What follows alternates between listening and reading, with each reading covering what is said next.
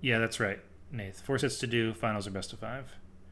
Oh, no real surprises in the pick ban, right?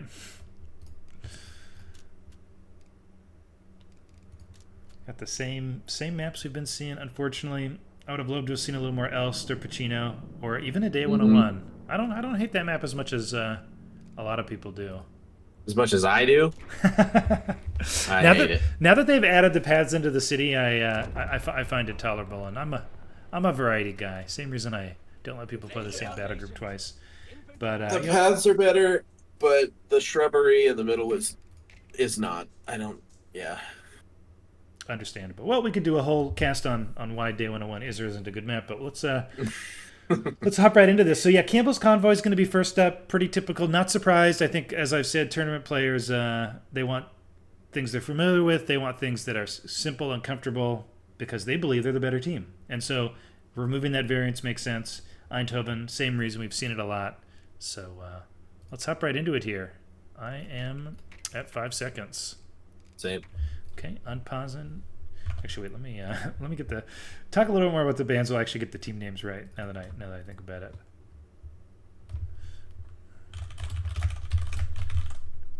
Okay, see managers and players as allies here. And, okay, we're gonna get this right at least once, or I don't have the scores wrong. Okay, unpausing in 3, 2, 1. Unpause. 6, 7, 8, 9, 10. All right, what are we seeing in terms of compositions of the factions here? We've got mix on both sides, which happy to see that. Um, Ray Inca Una starting with a double Royal Engineer start. Ray locking in airborne, sorry, and going for that early heavy machine gun that we saw in the series against. God, what was that team name? I can't remember them all. Oh, I But yeah, don't remember similar if I do. strategy on Campbell's that we saw yesterday from this team. Yeah, and this time he's actually capping it. I like that he's actually capping the 10. Um, you kind of can't discount the value of, even if it's not connected, right? The time it takes to decap, and if you can stall that, it makes such a difference in your opponent's fuel income. And I love this from Ray. Rifles are strong, but like I just said, I love seeing variety, and it's so fun to see these hyper greedy builds straight to the sniper, not even getting the bazooka squad, which a lot of people like to do. Gonna rely on the dingo to guard the sniper, which can work. Ooh, the PG's going to get that cover position, and then MG's going to have to leave. Yeah, he'll be lucky if he can soft retreat Unless, this. yeah, I was going to say, unless he can get rescued here by this Dingo Sapper combo, which I Yeah, think he might. dingo's here. That's big. Is he gonna insta turn Oh, he's around? setting up. That's so greedy. I would have got Oh, in yeah, green that's cover at super least greedy. here. It could work though. He's just relying on the strength of the dingo, but good focus fire here from Scotch Yeah. and Soda. They're targeting that MG. Yeah. They're definitely going to win this engagement. Dingo Sapper combo, very dangerous. Yeah. Another PG shows up. And 250's building, so gonna be a tough fight for this fuel, but really all that seems to be decent players needs to do is not let them cap it. It's one thing to control it, but they can just deny it. Yep. Axis struggles so much more with early fuel denial than allies do because their tier 0 units are just a lot weaker. Yeah, I would have liked it. The best counter to this that we could have seen from Scotch and Janko would have been running their starting units both to the fuel and making sure they're coming from different sides so that the machine gun couldn't deal with both. But they do manage to retake anyways and not suffer too much of a fuel penalty. yeah, and they've got their side muni, which is crucial. They're capping up this +5, so pretty good defense overall. They might even have came ahead manpower-wise because there was a lot of models lost on that MG. And yeah, things equalize here. But yeah, to your point about the fuel, I think especially when you look at a lot of the common Wehrmacht builds right now, you need that officer quarters, and it can be delayed significantly if you don't get your fuel. And then you kind of can't get OQ and tech up without being late on things like AT, so it really does mess up your builds a lot. Whereas if you have to build one more section or one more rifle, you're not sweating that too much. Yeah. I love this decision from Scotch to wait for his healthy Grenadier before moving all his troops in. Good pickup on the scout. Yeah. Heavy armor picked for Inca. We already know what Ray's rocking here. Yanko is yet to pick.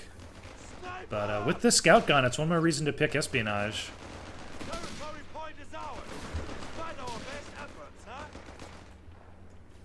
think good decision to leave there from Scotch. He's going to heal that Vet 1 Gren up in the corner. That's really nice. It's going to save him a good chunk of manpower bleed.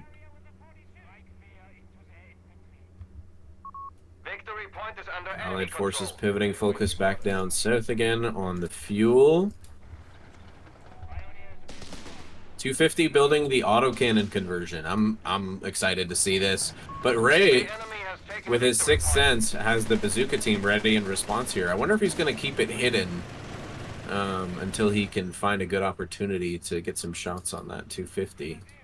Yeah, I'm glad you brought that up. I always like when people hide their AT. People often will, you can even get kills. I mean, this is, I think, at a level of gameplay that, I can't profess to being at most of the time, but you can bait stuff. You can hide your AT back behind a shot blocker. You can leave a squad vulnerable and retreat it in front of the 259 and then potentially pick up a kill here. I like this choice from Scotch. He decided to go for the 251, and he's going to get the Stummel upgrade now.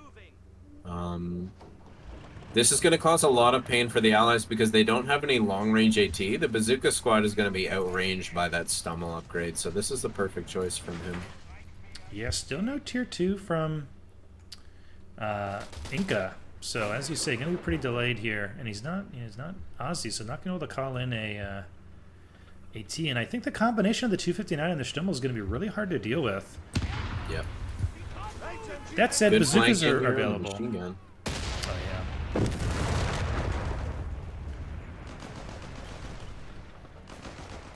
Mechanized Sports Center coming up for Ray. I wonder if we'll see the Giga Track or the Giga Half Track. AT Half Track could be nice here. Yeah, good chance of that. Ray's build is in a very weird position right now with only 4 units on the field. He's floating 600 manpower. I think he's got to get something else out soon. Oh my gosh, that Stummel hits a mine. Yeah, that's a nice pickup. Really deep mine. Well done there from Inca to get that up. I don't know when he did that. And, at this stage of the game, even if you can't follow it up, it takes just delaying the light vehicles from being able to fight you is always super valuable. But yeah, where's the paratrooper? I was sure this build. We saw he do this build yesterday, and he dropped paratroopers at vet. Yep. Once he got to 1 CP, but he's not doing that there, and I'm really incredibly confused about what he's saving his manpower for. Yeah. Is this just we always joke about this in casts when people don't build stuff. Is he trying to maximize his overall manpower income? If he doesn't need the paratrooper, he's not going to drop it? I don't know. I feel like they need more line units. Now, thankfully, the Stummel hit the mines, so they're not taking much pressure from that. But between the Stummel, the Flak Veerling, the 259, double PG build, like, they have a lot of push power now. We also have some PGs on the field for Scotch. They could easily run this allied force over if they manage to get a good flank on the machine gun, or get some good damage on these Tommy squads. Yeah. Tommy's maybe looking to get a heal from the Dingo. That'll be nice, but yeah, really good pressure here from the Axis now. They don't have the mid-VP, so, allies may be just content to sit here. But I do feel nervous for them with Ray's build. I'm, like, just baffled at what he's doing with his manpower here. Okay, we've got a 75 million construction. That's actually a good choice. Having a mobile AT option to help manage the Stummel and the Flak Veerling. But again, he's inexplicably sitting on too much manpower. He doesn't have enough units on the field. We're looking at like 20 pop difference between him and both Scotch and Janko. Yeah, it's really weird. Okay, Nath can breathe easy here in the chat. We do have infantry training for Inca. His build's very, very tight. Good 1v1 player, obviously, where the timings matter more. He's got the practice there. He got the steward out and immediately teched that training. So his build, he's spending all of his resources, while his ally still sits on 600 manpower. Good call pulling those Tommies back, but it is going to leave them a little bit exposed to a potential infantry push. lucky for them. Looks like Scotch actually turned all of his Grens into PGs, which I really don't like when you don't even leave yourself No, I one. don't like that. He doesn't have heals. I mean, they probably have the... Oh, he's building heals. But yeah, not giving up the Merge, giving up the Faust, giving up the not super expensive grenade. It just feels like there's so much utility from the Grenadier. He also has, like, he hasn't teched officer quarters, which is a huge miss when it comes to Panzer Grenadiers. Getting early access to, A, better received accuracy, and B, the Vet 1 ability, it just, like, it makes them twice as effective. Yeah. And there's no reason for him not to have this right now. Sitting at 400 manpower and 120 fuel. It looks like he's going to tech tier 4. Yeah, really early tier 4. Wants the fast Stas, I guess, but I agree. I think officer quarters, it feels like Brit infantry training where I know some people prefer not to get it, but I think there's style, your own style, and it's wrong. And I think not getting officer quarters when you've got 4 units in a tier is generally wrong. And especially on PGs, like you say, it's so... It really does like double their effectiveness. So. Yeah. Enemy forces have claimed our territory. Just a little bit of poking and prodding here on both sides. Pioneer are airborne and ready to deploy. I favor the Axis composition simply because they have a lot more units right now, but Yeah. honestly, they're not really making great use of them. Like, they're playing very passive, maybe just kind of trying to stay careful and scale into the late game. We finally see some paratroopers from Ray, but continuing to float 700 manpower. Commandant, you have command points available. I guess manpower float is purely psychological here. People make fun of me. I always love to try to justify what the players are doing. This one's beyond me. Now he's getting an OP, but super late. Yeah. He's going for that munitions income. I think that's a good choice.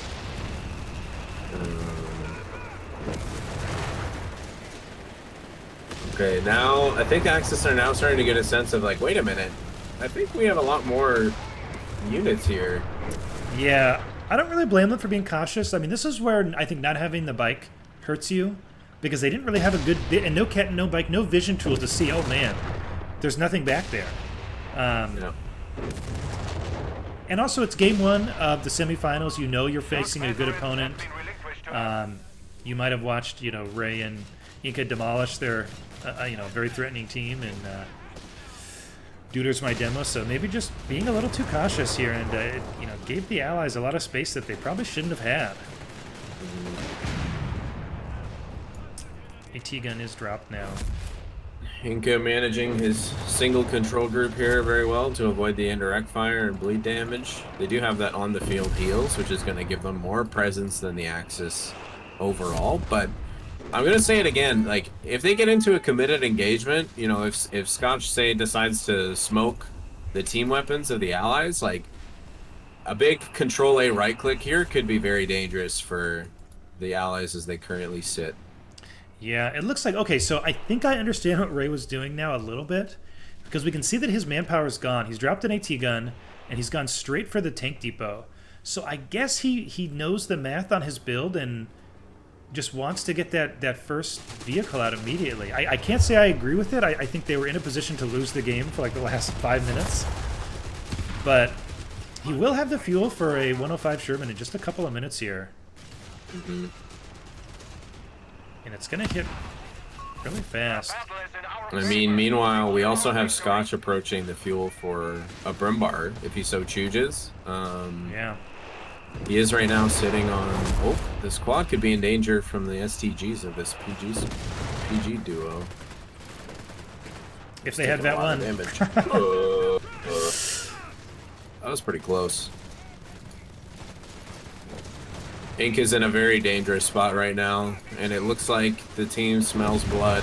They're going to collapse on this pass with all the sections in it. Yeah, good coordinated push here. Holding this +5 munitions as the southern team is really strong, because it gives you such an awkward angle. Awkward for the other team, too. Ooh, nice pickup there on That was really nice. The lob shell managed to collide with the Gigatrack as it was driving forward, and then he finished it off with the blinding shot. Yeah, good decision. Bit of unfortunate luck, but yeah, good play. But yeah, if you can apply pressure from the south side of this road here, it's very awkward to then hold your fuel. It's I think the biggest reason why this side's worse is because you can it feels like there's not an equivalent sort of awkward angle to get pushed at. But they're backing off here to the mid bunker, just content to hold the mid VP. It does feel like missed opportunity, as we've talked about a lot here, and they're just being maybe too conservative, confident in their late game. General wisdom is that allies have the better late game, but that said, I don't know if that's still true when you have no rifles on the field, you know? I feel like that kind of equalizes the mid and late because that overwhelming US eco where they're constantly pushing rifles in your face sort of doesn't exist. So I don't know how the late game looks with a build like this from Ray. Yeah, I wouldn't have a ton of confidence in this. I personally consider this to be an early game build because you're looking to build a creeping advantage with the use of the sniper and the early weapon support center units, and they just didn't do that. Like he didn't expend enough resources, they didn't apply enough pressure, and now Axis are going to be scaling into the late game. Brumbar's on the field before the dozer. Yeah. We've got a steward on the field that's just not going to serve any great purpose at this point. The light vehicles are too well protected, and it looks like the allied position is going to completely collapse here. Yeah, these weapons teams on the +16 are exposed now. He's getting good flanking shots on this Brumber, but he's got to be worried about losing both of these support weapons. But yeah, your point about the P3 goes in here. I want to talk about your good point, but there's just non-stop action now. I think, yeah, the Axis finally realized, hey, wait, there's no rifles. There's not that much at all we can push in here. Yeah. They're once again going to back out after doing some good damage and securing good field control here.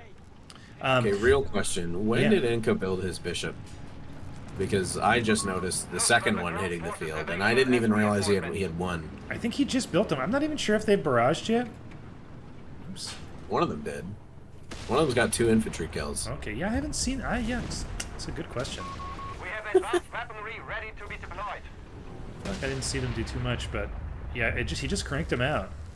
Which is another choice I gotta say I can't get behind. It feels like if you've got control of the VPs, it's okay to opt into indirect to just keep applying pressure. But if you don't have the VP, the bishops aren't really going to help you take it. That's what the Matilda does. Is it's that spearhead of your force, and if you don't have that, it gets pretty tough to push into the Pax and the Flax and the Brumber. The Tommies alone just aren't going to do it, and it's not like the bishop's going to scare away the Brumber by itself. I'm going to call out the Allies got a nice consolation prize from a mine up north. They lost Janko lost a 259 and a Panzer Pile squad to the mine. Oh, that's a nice pickup, yeah.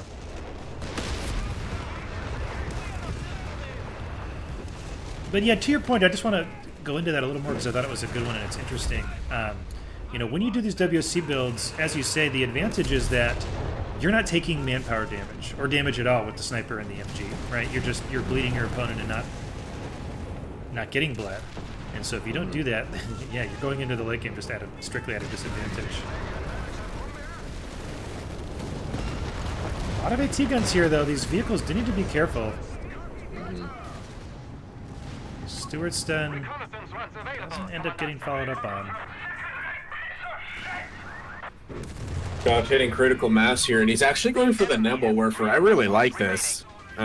Considering how the Allies have been playing behind their fuel, Nebelwerfer with one good strike and a big push from the rest of the Axis units, that could be game-ending. Yeah, anytime you're heavily weapon team reliant, the Nebel's good. And honestly, I think the Nebel is maybe the best mid and late game answer to the AT guns. I mean, League can apply pressure, but Nebel's the only one where if you drop that, the AT guns often have to keep moving for like 5 or 10 seconds to get out of the fire. And if you do that while you push with the Brumber, there's not really an answer unless you're spreading your AT guns out, or you get really lucky with the spread for the Nebel.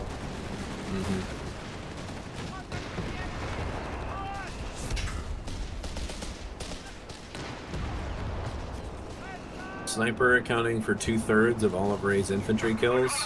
Sounds right. And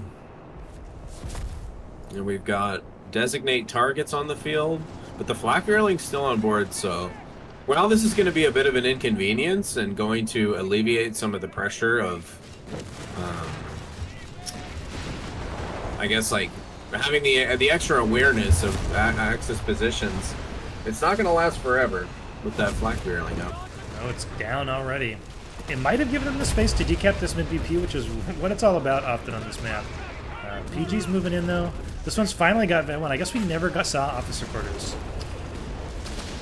Which can't emphasize enough how much that feels like a miss. The pack could be cloaked. Even getting it now would be a huge deal. Like it's not just the start to Vet 1, but the 25% faster veterancy gain. These PGs at this point, like I've had plenty of PG squads hitting Vet 3 by 20 minutes. And it's just to not getting nearly as much effectiveness out of them by not taking that officer quarters. Getting the Brumbar, you know what, 30 seconds, maybe a minute earlier is just not worth it in the grand scheme of the benefits that you're reaping from invisible AT guns and stronger veteran PGs. Another recon coming in. Good use of the recon vision to get some shots on these P3s, and the allies are making some space for themselves here. Looks like Yanko went north to try to contest, wasn't able to do so, and that gave space for the allies to take mid here. So this is one of those things about a lot of these 2v2 maps that have these big blockers on the flanks, is it takes a little bit to rotate, and so if you rotate at the wrong time and don't get anything from it, you can end up losing crucial control over the middle of the map, and that's what we see here.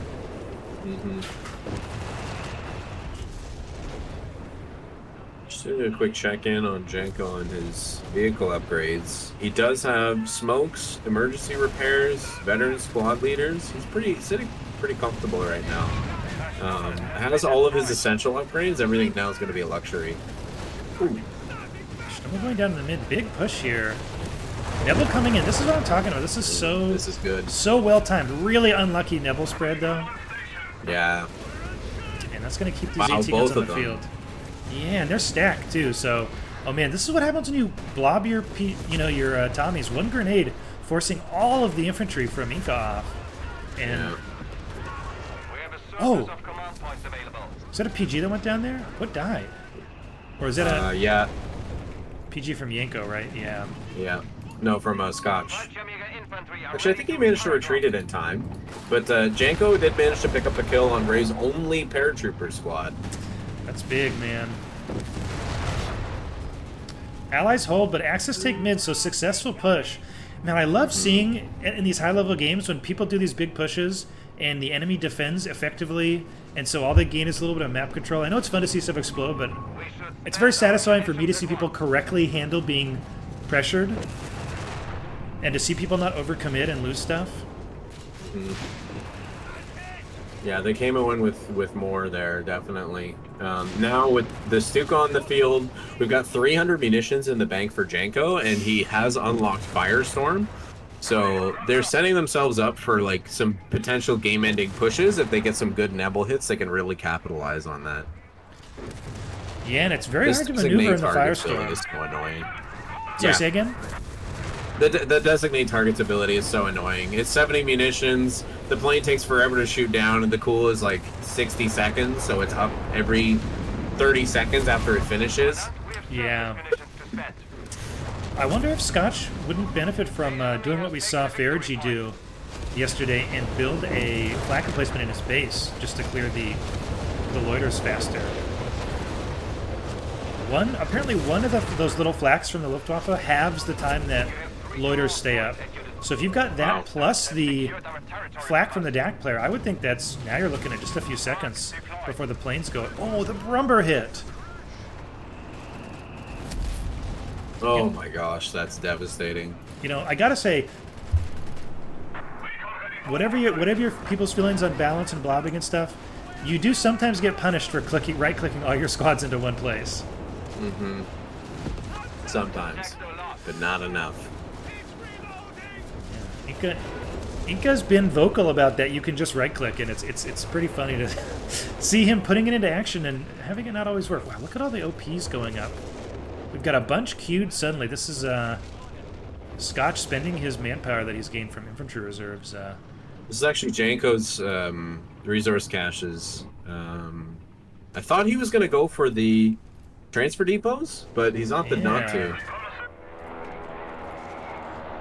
Yeah, he's taking virtually no manpower bleed now with the, is the sniper down? Yeah, we did miss the sniper dying. Oh, maybe during that push? It seemed like he was still alive. Yeah, I'm not sure what happened there. This is a tough position. Like, there's virtually nothing that's going to bleed Dak at this point, so he's just going to be able to continue to dump resources into caches and his vehicle upgrades. They also have indirect superiority pretty dramatically at this point. Yeah, the double bishops are doing all right. They do clear the Nebel, resetting the cooldown, unfortunately. Oh, bombing run coming in. This could be good. I don't think they're moving fast enough. Nope, he hasn't noticed yet. Did he? It's not. Oh, I guess he gave up on that pack. That was the right call. Yeah. He managed to pick up that Nebel, That's so it really can't be nice. recruited, which is nice. Yeah, it's worthwhile. Yeah, I mean, if you're dropping your munitions crates, I think you can go. You can use the bombing run to kill a weapon team or two. I think that's always worth it. Loader coming in. I don't know about this one, man. There's not much follow-up here. They were already capping mid. I'm just not sure what you gain from this loader. Some good pressure, and considering their munitions income at this point, it's actually not the worst thing. I mean, look at these AT guns. They're both at 25% now. Both Hellcats need to be repaired, and that's going to give them more time on this triple cap that they've got going. That's a good point. And you know what? They're at plus 70. He's got 200 in the bank, so I guess it doesn't really hurt to just continue to keep the pressure up here. It's also going to work as good cover for a potential retaliation push here. Yeah, and you know, I thought they weren't going to follow it up much, but we are seeing the fuel go down, which always helps.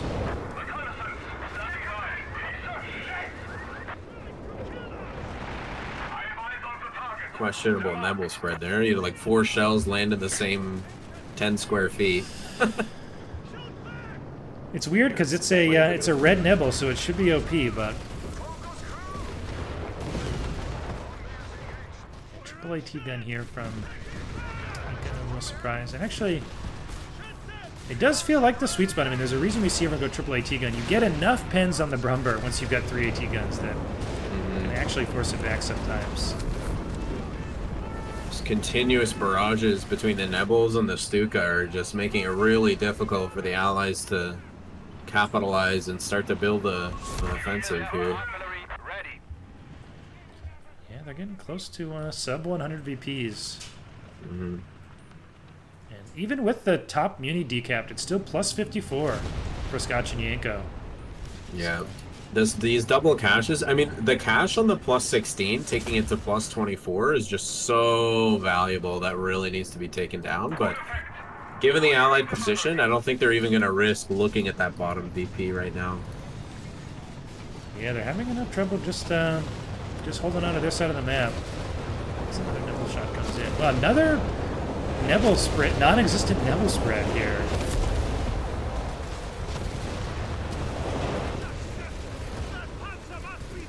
Oh, good retaliation barrage on the bishops here. And the AT guns. Making it really hard for the AT guns to find a comfortable place to set up. Yeah. There's the is that the Firestorm finally? Yeah, here we go. Yep. Making more space. Inca is doing a good job keeping the AT guns mobile, but they're not shooting when they're moving.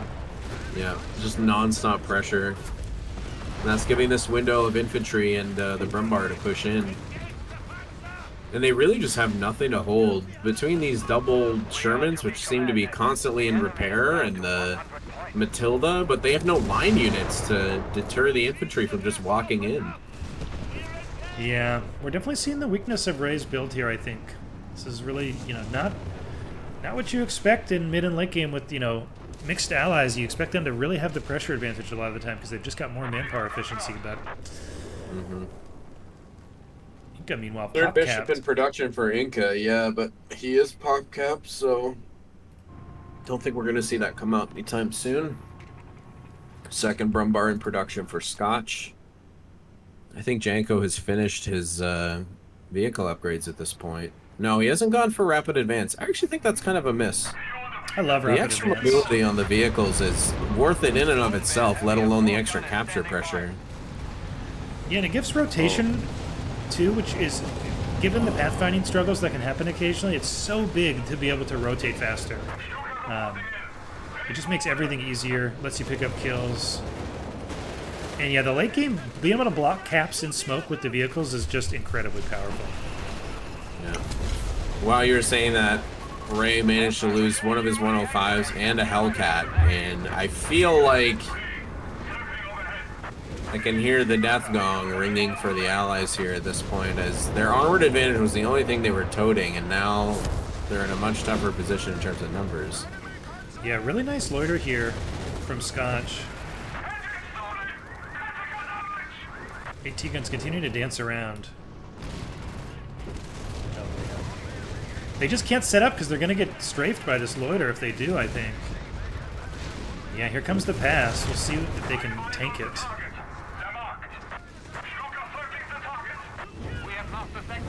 Firestorm coming in to block the retreat of these AT guns. Really nicely positioned. Yeah, this should be it, as you say. Oh. The loiter and the Firestorm damage, just so much pressure on these fixed position weapons. Brutal. Yeah, pressure on all fronts here right now. From the road with the P3s and Brumber Pack pushing in the north past the fuel. And should basically seal it here. A pack gun has been knocked out. The enemy is down to only 50 points. Stand firm. Hellcats exchanging blows with the P3s.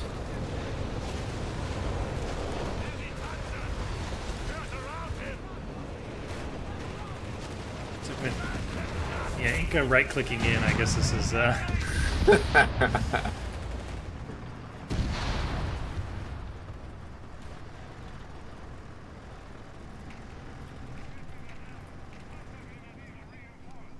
Did we see one?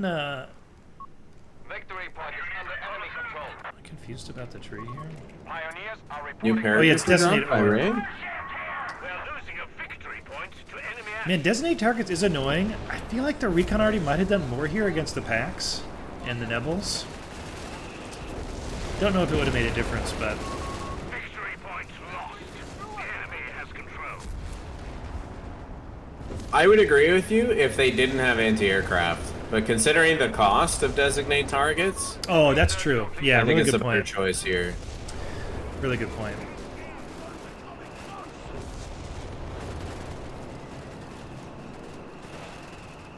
They're just cleaning up Inca's troops. You know, I don't think I've seen Scotch use the Vet 1 ability on PGs a single time. Yeah, something I talk about in the replay reviews a lot. People got to learn their abilities and use them. It's every unit's got one. GG called. So game one, going over to Scotch and Soda. They may seem to be decent players, but I don't know that this seems to be a particularly strong US build. Some of it may have just come down to execution, though, as you pointed out. I think execution was a huge part of it. It seemed like once their initial push on the +10 kind of folded, he didn't really know what to do at that point. I mean, in the previous game, we saw him continuous paratrooper pressure on that point, good positioning, and bleed from the sniper and the machine gun. But once his machine gun got forced off for the first time, he didn't really make any ground back after that, and the sniper wasn't putting nearly as much pressure on as it needed to. So yeah, I think it really is going to come down to execution gap here and a failure to transition into a strong early mid game build. You kind of just had the Allies waiting around for their build to be outscaled while the Axis kind of just scaled up and kept their pop cap and their upgrades, and everything was looking pretty good there from the Axis side. So yeah, I mean, I don't like to judge things too early, and there's definitely lots of comeback mechanics in the game, but I could kind of see the early stages of like a difficult time for the Allies after losing that +10 right at the beginning. Yeah, you know, one wonders if maybe Inca and Ray, and this is the danger of practicing an auto match, if usually they win that fight on the +10 fuel, and it was like, okay, what do we do if we don't win that fight on the +10 fuel. It's like they're just so used to playing from a position of power. I want to thank a few people for following. Serge, 19119, thank you very much. Artheum Master, thank you for bringing your mastery to the channel. And Justin XV, perhaps Justin 15, thank you very much for the follow. And Twister with the Bezos bucks, thanks man, appreciate it. Enjoy your Why, thank you, partner. your banjo emotes. And Romanovsky hopping into the follow train, thank you very much. Appreciate everyone for joining us here. We're going to hop right into game 2. Keep this train rolling. See if seems to be decent players can get it back here too. It's also worth noting that once again, Axis winning, or is it just South Campbell's maybe? South Campbell's a part of it. Axis winning, I think largely attributed to some of the things that we've already talked about. Yeah. I think if you're playing US and you're not playing with Riflemen, you're missing the point completely of playing with US, generally speaking. There are these like niche nuance strategies that Ray and players like Faragi can make work to kind of build that insurmountable advantage. But just like big execution gap, a big opportunity cost, like not spending resources, totally missing out on the maximum potential of a build like that. And they paid for it in the long run. Yeah, well said. All right, we're going to unpause here in 3, 2, 1. Unpause. 6, 7, 8, 9, 10. All right, game 2 is underway. Unsurprisingly, we once again see mixed allies and mixed axis. Yanko on Brits with Scotch playing US. We've got advanced infantry, armored, and airborne. No surprise there. Meanwhile, Ray bringing up his tier 1 as Wehrmacht, while Inca plays DAC, which I believe is what we saw from them. And Espionage already locked in for Inca. I'm really surprised to see this. He's been so comfortable playing with Bersaglieri, and I don't know if it's like maybe a little bit of mental shakiness coming out of game 1. Like, I can't imagine the amount of stress that he was feeling trying to manage all of those infantry units with all the indirect that the Axis had. Yeah. And it may or may not have impacted his decision making here, because he's been playing really effectively and complementary to Ray's playstyle with Bersaglieri, and deciding to go for battlefield espionage at this point at game 2 when you're facing elimination potentially, that has me scratching my head a little bit. Yeah, I mean, okay, so arguably this is a map where it does, we can say, evolve or maybe devolve into camping around the middle. And in that situation, the PGs with espionage are better.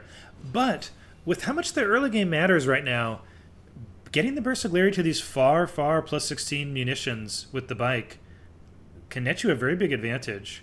And being able to rotate around the map. And as you say, he's just been doing well with Bursa. So yeah, hard to know what the thought process was there. But look at this aggressive play. MG42 moving up to this +5 munitions. I've never seen this before. They're just hunting a unit. Yeah, he's looking for combat with that MG.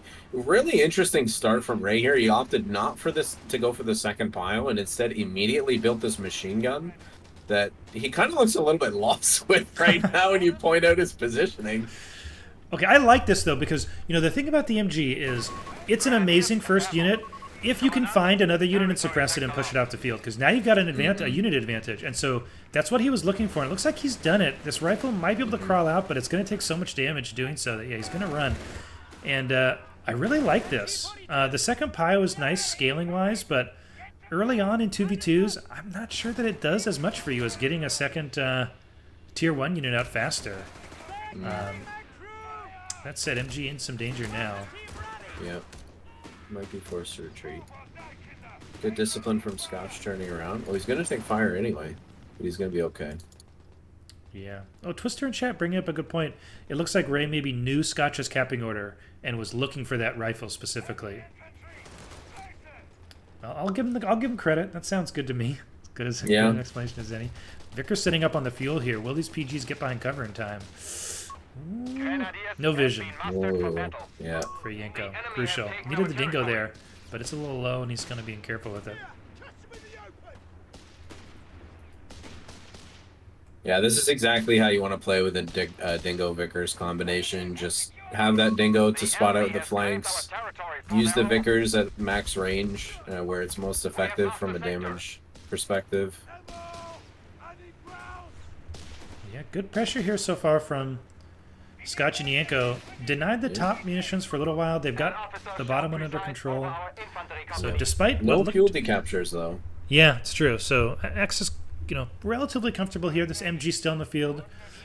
Ray seems to be the most unwilling to retreat an MG player I've seen so far this tournament. And we saw this again, actually. Inca did this in another game we saw yesterday, where he calls in the Funk Wagon really early for that super fast triple PG with first strike. What's your take on that versus building it? You save 30 manpower, you skip the heal, you save a little bit of time. In the case of what Inca's doing here, I mean, it's already paid off for him. He picked off a rifle of Scotch. Normally, I'm more in favor of just converting the first half track that you get from your call-in battle group, your call-in group, I should say. But yeah, I mean, the early pressure, it evidently turned out to be a bit of a surprise for Scotch, and so he's already made this decision pay off. Yeah, that's a good point.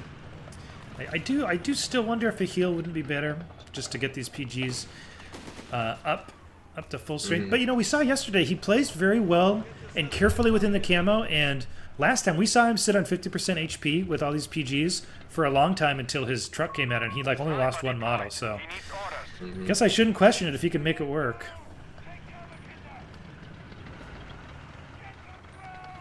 The Allies don't really have an answer to this right now, but also I'm looking at the tactical map, and Ray's units are just all over the place. It's in 1v1 player mode right now. Yeah, he looks like he's kind of about to get pushed off, and you've also got this big Axis blob that looking a little bit aimless. Oh, they're gonna get caught by the Vickers? That's a nice pickup there for Yanko. Lucky maybe to throw a grenade. Yep. Good retreat. Double grenade. It's gonna be close. Oh man, Tommies need to follow, or they might not be first to pick this up. Okay, PG's taking some damage here. I don't think he's gonna risk it. He's got a 3-man squad there. Oh my god, I think he is gonna risk it. So This is... Oh my gosh. He's gonna... If he doesn't lose this PG, he'll be very fortunate. Nice grenade. Almost perfectly placed. Oh my god, he's not gonna lose it. Oh, he did. Okay. No, he lost there was it. another yeah, rifle. Yeah. Second rifleman, yeah. Man, that was just a... I'm going to say terrible decision to pick up that MG. Yeah, massive greed. They're still in a good position map control-wise. It's possible this doesn't hurt them too badly because look at his great 8-rad timing. 6:39, so basically right on time. And where's the AT at? It's a 30% HP boys squad. So. We do have a 6-pounder in production right now for Janko, so not a big deal. He also has the resources that he needs to side tech for the Stewart upgrade, so we can see that in another 2 minutes, should they so choose to lean on that as a response to the 8-rad. I'm a little nervous for these 2 3-man squads headed south. This is 8-rad chases you back to your base and you die territory if he gets much closer. Yep. It's gonna get spotted out. Yeah, instantly quickly gonna retreat. That's the right choice. Yeah, don't risk it there at all. Should be okay since he retreats quickly and Inca doesn't want to risk losing another unit and wisely backs off there. Still, great map control here. You know what I'd love to see is I'd love to see a little coordination here and for one of these Grins to go heal these PGs. They're at half health. I think it could really be useful time spent with micro. 3rd PG replaced. Medical truck in production. I was going to say that's probably the right choice here to go next to keep your infantry pressure. And then I expect to see VSL probably shortly after that. Yeah, surely with this build. Maybe 1 pack first, take advantage of the anti-tank incendiary munitions.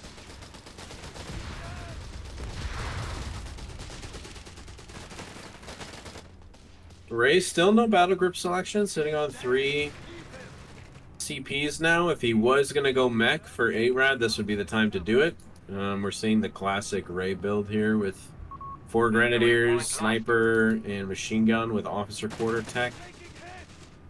He did decide to go for tier 2, tier 2, sorry. I always get those mixed up. And we have Jaegers in production. Yeah, pretty surprising.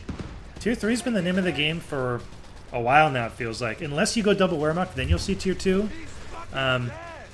Although we do see Hulk play this sometimes. He favors the Flax.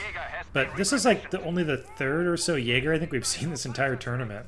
And it is upgrading a Shrek. Rayon on the field for Scotch. He's already got his skirts upgrade. No battle group selection yet from him. The Jaegers from Ray makes me think that he's going to lean towards Luftwaffe, but still remains to be seen. You're thinking because infantry heavy build, so the 25% manpower reduction reinforced thing. Oh yeah, power goes down. Yeah, good pickup.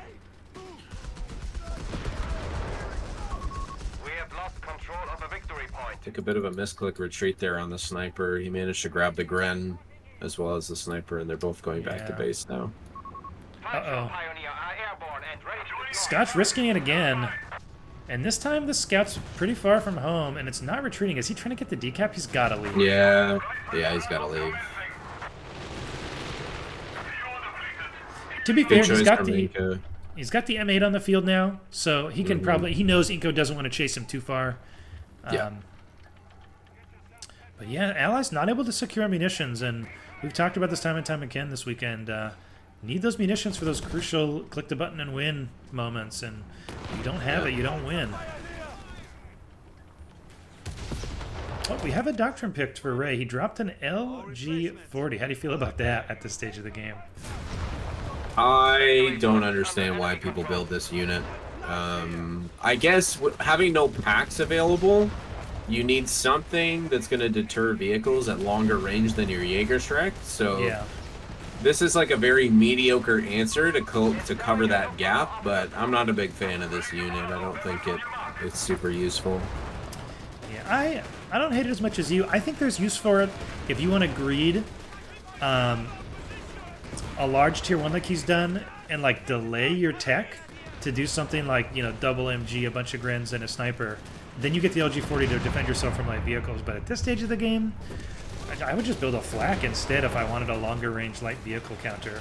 That does its job and doesn't have a basically non-existent anti-infantry capacity.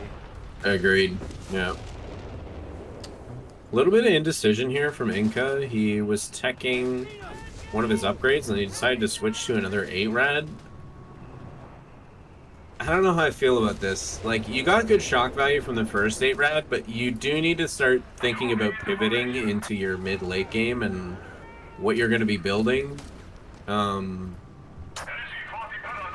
going to apply good extra anti-infantry pressure. Maybe he's planning to stay in tier 2.5. That's a possibility. Oh, this 8-Rad's in danger.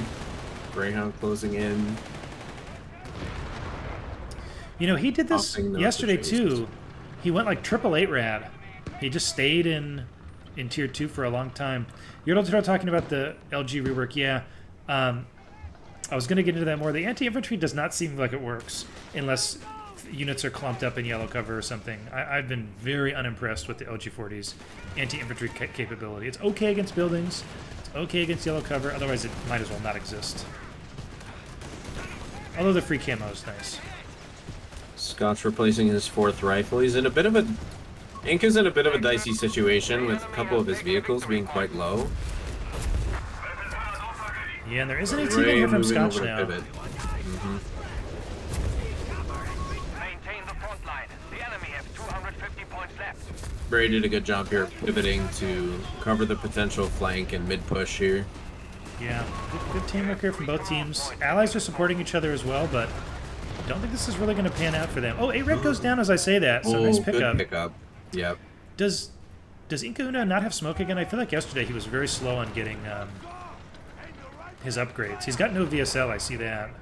Yeah, I mean, considering he had to replace a PG, I'm not super surprised. Also, Yeah. his heavy investment in some of these tier 0 units. He also had the truck, so... And then having to pay also for the Funk Wagon rather than converting the 250 that he's got. Just a lot of very expensive manpower purchases is going to translate to no upgrades. Yeah. To me, smoke is not optional, though. VSL is coming now. But the extra 40 health letting you tank another hit is huge, and then the smoke keeping the units alive. To me, it's like... I don't know how people skip it. I see it often, but I'll never... This understand. Jaeger in front of the mid-VP is in a dangerous position. He's taking shots in the rear from this Greyhound, and there's a rifleman in front of it. There we go, good response. I do like... This is not the first time we've seen Ray like really be sneaky with the Jaegers. Oh, wow, is that a...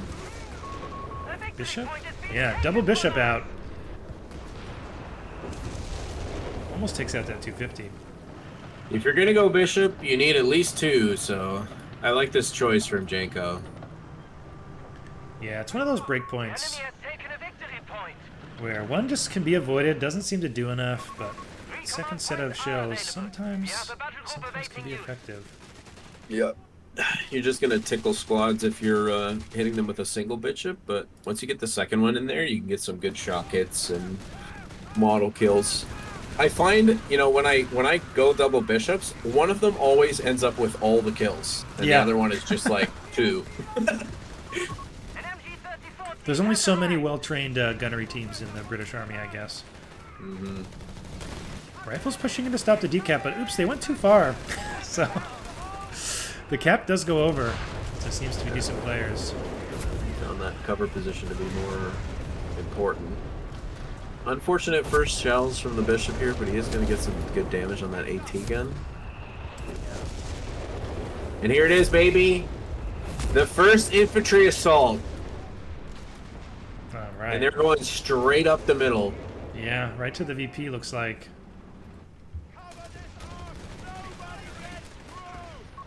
Proximity alarm near our victory point.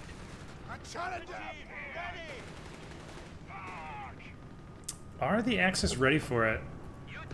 There's no recon tractor, which he could get. He's in tier 2, so maybe once he sees this, he'll go recon tractor. Because we did see that be a pretty effective counter in a couple of games yesterday.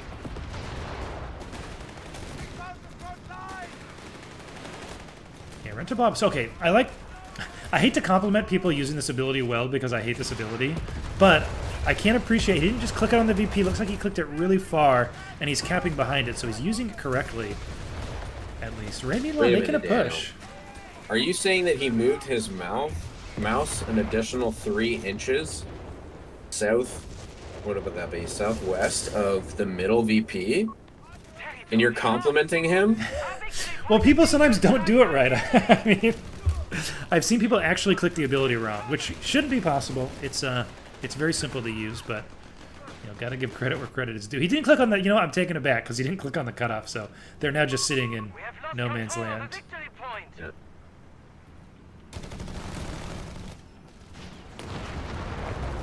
We're getting the Bishop to drive up. We're going to get a direct shot here. This is still kind of an unused ability, mostly because it's dangerous, but the one shot can really surprise people. Does a lot of damage. I actually really like how Ray and Ninka are playing this situation. Considering they've got control of both of the plus 16s, they're going to be able to deny these Rent-A-Blobs. Scotch is sitting on plus 25 per minute. Like he's not going to get another one for quite a while, and that's going to give them lots of space to recapture this middle position, which they're moving towards right now. Yeah, it's very refreshing to see the infantry assault go back to base, and another one's not coming because, as you say, just doesn't have the muni for it. Meanwhile, the Loiter up top retains control of that plus 16 for the Axis, so yeah, they're going to be able to push back now that there's no free squads on the field. Oh, good hit from the Bishop. Yeah, almost taken out this. I think it needs to move. PG Blob's in kind of the danger zone here. We got 2 squads that are sub 25%, but It's like no follow-up here on the board for allies. The one of the weaknesses of this build from Inco is without a pack or an LEIG, it's hard to get vet on the medical truck because you obviously don't want to drive it up with the blob. And so it's not even close to vet 1. Not that it's affecting their ability to hold the crucial points right now, but yeah, I don't know how you get vet 1 on that without weapons teams. Pretty tough. I guess if you can find you an do. Yeah. Yeah. I mean, I've been experimenting a little bit with my DAC build, especially around espionage, and what I've been finding to work best for me in 1v1s recently has been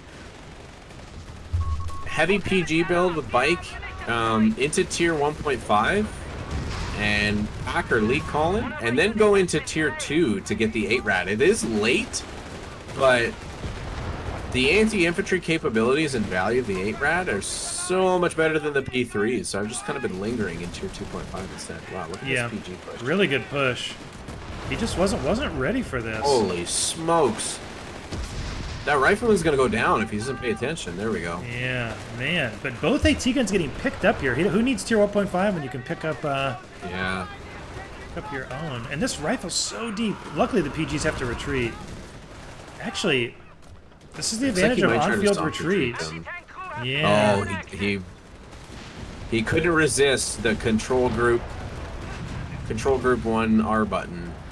And that one healthy PG that I think could have helped hold the line a little bit better is now running back with the rest of the group. Yeah.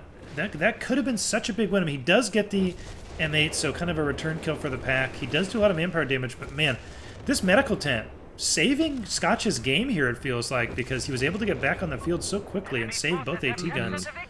Yeah. Meanwhile, though, his ally not able to save quite as much. He's actually... We missed a lot while we were watching that fight. It looks like it was a simultaneous push. Bishop went down. Vickers is also gone, it looks like. Janko has virtually no units right now, but he does have a Matilda in production. He's down to 3 sections and 1 bishop, so he actually ended up losing quite a bit there. Yeah. That would be... He definitely lost a Vickers, a 6-pounder, and a bishop at least. Yeah, that's brutal. Oh, someone's saying we can hear TV. No TV here. Might be your house, Kruglis. I don't know. I don't think Havoc has the TV on. No, you got an office. It is true. People know I live in a small one-room apartment, but no one's here. A battle group ability has been made available. The enemy has 100 points remaining, Commandant.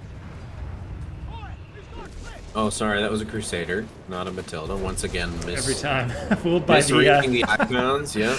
Yeah, gotta hover it. It's the only way to know. Bishop driving up again. Here we go. I wanted to see one of these point-blank blasts. Oh, green cover apparently very good against it. Doesn't end up doing much. But Yanko, or excuse me, Ray didn't want to risk it and ran anyway.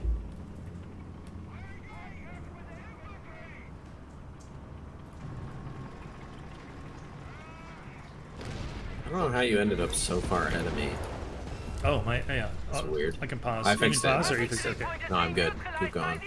I caught up. Yeah, sometimes people's games hitch a little, hang a little bit. I don't know. Computer's not that fast. Ooh, Crusader's behind this Brumber.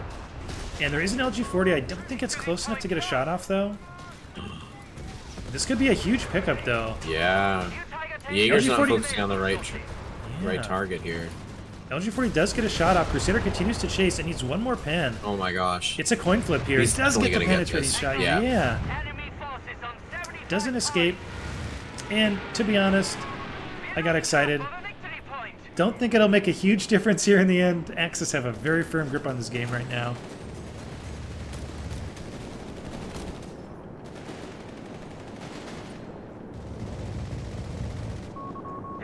Yeah. It's looking like we're fishing for a game 3 here. Love to see it. And once again, Axis winning. It's just so funny. I wonder if we'll see that show up in the other series too. We have VP leads at Inca Uno, but what will they pick? Everybody went into this saying allies are OP again, just like last tournament. But this might be the second time we see a game 3 where people with VP lead pick Axis. We saw In the round of 8, Mule's team do that. I wonder if we'll see it again here. It's going to be the inverse of last turn where everybody was sure Axis was OP and then Allies won all the games. Command barrage. I don't know if we're just going to see the opposite here.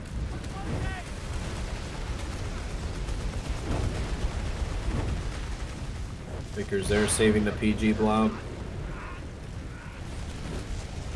We were forced away here. Rental Bob misaimed. This is why I was complimenting him, Havoc. You can mess it up. Is in enemy hands. It's in the wrong place again. Don't think it's going to matter here. Our victory point is being neutralized by the enemy. It is going to cover this section squad, grabbing the VP though here. 250 has been destroyed. 22 VPs remaining. Enemy forces have captured the That victory engineer in the point. south is in trouble for Scotch.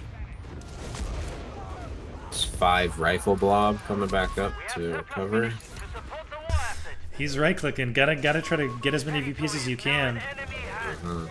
Yanko is capping mid, so if you can push him off, oh, see, I think this stolen Vickers might spell the end, though. Oh, rifle sprinting Yeah. fast. Keep I think we'll themselves be able in to this cover game. it with the PG. The fuel point is being taken from us. Whoa, rifle completely stuck. Cool to see those rocks get destroyed at the top there. That's kind of rare. Wow.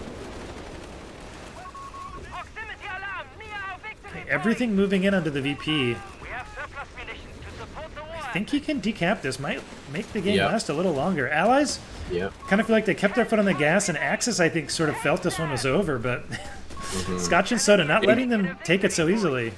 Yeah. It looks like Inca may be about to call in a Tiger here. I'm trying to check the... Yep. He's just waiting. 30 manpower. Territory lost. A victory point is being taken It from doesn't us. feel like Scotch is really ready for the Tiger. He gets 2 AT guns, not much else. But he does force Inca off here. Are on standby. They Ray request capping orders. mid. Ooh, don't know if Yanko can stop this. Meanwhile, very important fight top. These British Rangers All batteries drop. only have 2 SMGs left, so I don't think they can win Yeah, this it's not fight. going to cut it against that second Grand Squad especially.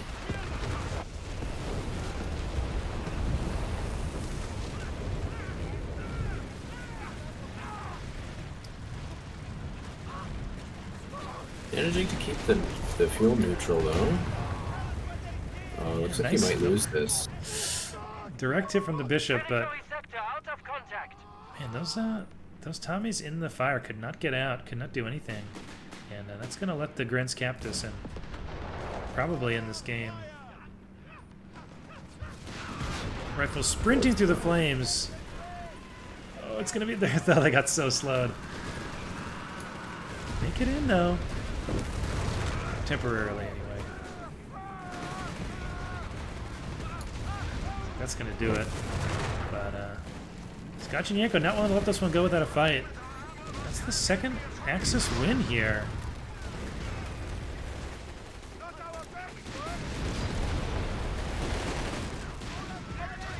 GG's called.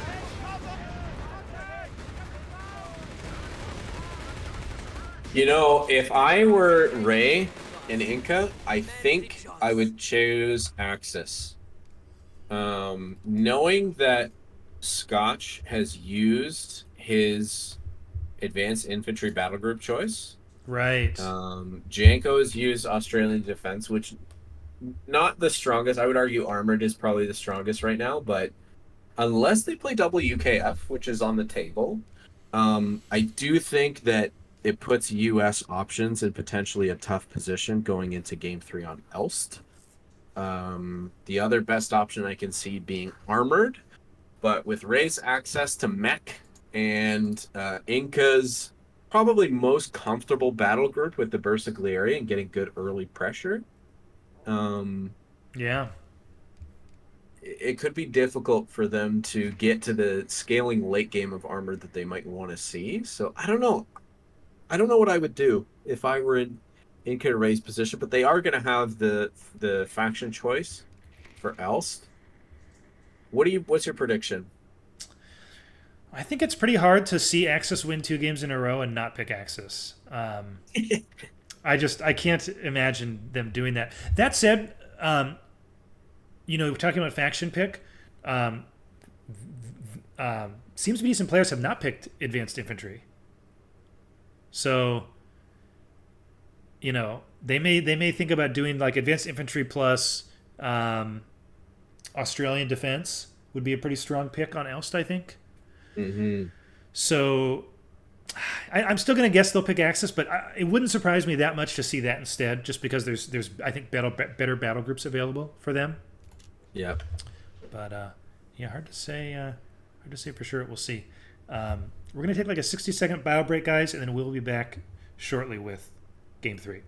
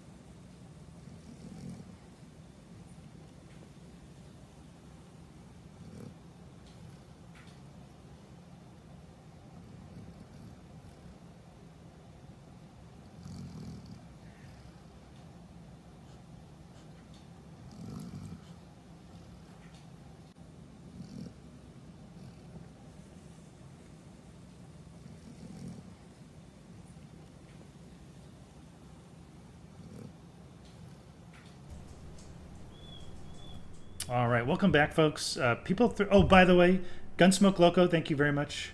Gunsmo Loco, thank you for the follow. Appreciate it.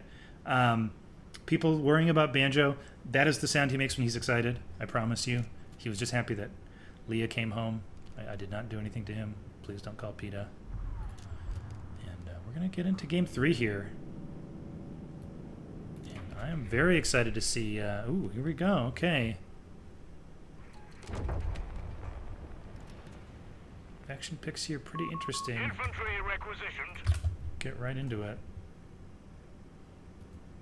Okay, you ready, Havoc? I'm at 5. Unpausing in 3, 2, 1. Unpause. 6, 7, 8, 9, 10. All right, what do we see here, my friend? In the South, for our Game 3 final, we've got Inca, Una, and Ray opting for the Allies' choice. A little surprised infantry. to see this. Advanced infantry, there it is. Instantly locking it in. That's why. And Aussies. Okay, this is not what I necessarily expected, but what I pointed out as one of the options. There it is. It's they've locked it in, and it's a strong early game with the Aussies. It's annoying as hell to play against mid and late with advanced infantry, and we'll see. We'll see how Scotch and Yanko deal with it. They've gone mixed again. We've got mechanized, as you pointed out, for Scotch. And Yanko is yet to pick. And no surprises there. Pulling out all the stops for final game. We're probably going to see strongest battle groups on display here. A little surprised at this opener build from Inca. Again, I'm not partial to the double sapper opening because I just feel like it leaves you really susceptible to some of the long-range fire of the line units of Axis. But he's been favoring it and making it look pretty good over the course of this tournament. It's been his consistent opener. Yeah, I gotta say, I go really back and forth on it. It means the Dingo can fight anywhere and get repairs. It means you've got more map control early. But it, as you say, there are some weaknesses too. So I actually think it's one of those cool spaces in Company of Heroes that I love where I'm not sure there's a right call. I think a lot of it's map and playstyle dependent. I think you can make it work, but we see here that these sappers don't do well when they get found by multiple squads with rifles. Yeah, I was going to say, we're seeing the weakness of it right now. If you cracked open the TAC map during that engagement, you could just see all the Axis units converging on that location because there's no potential retaliation. You certainly can't sit in cover with the Royal Engineers. So, Yeah. But he doesn't take any manpower bleed. He does pop the heals on his Dingo to get that squad back up to full.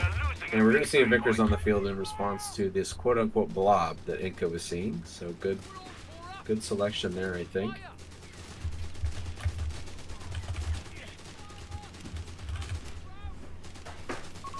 Victory point is in enemy hands. Good troop distribution. Inca defending that +5 in the south. Just hiding that sapper behind the tree is a great choice. Rifles converging in from the east side on this group of Grenadiers, now being backed up by an MG42.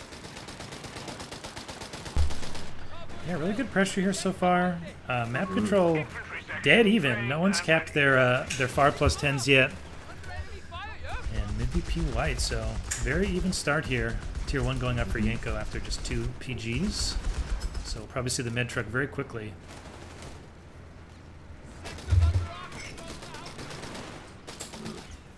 Finger finding at the 250.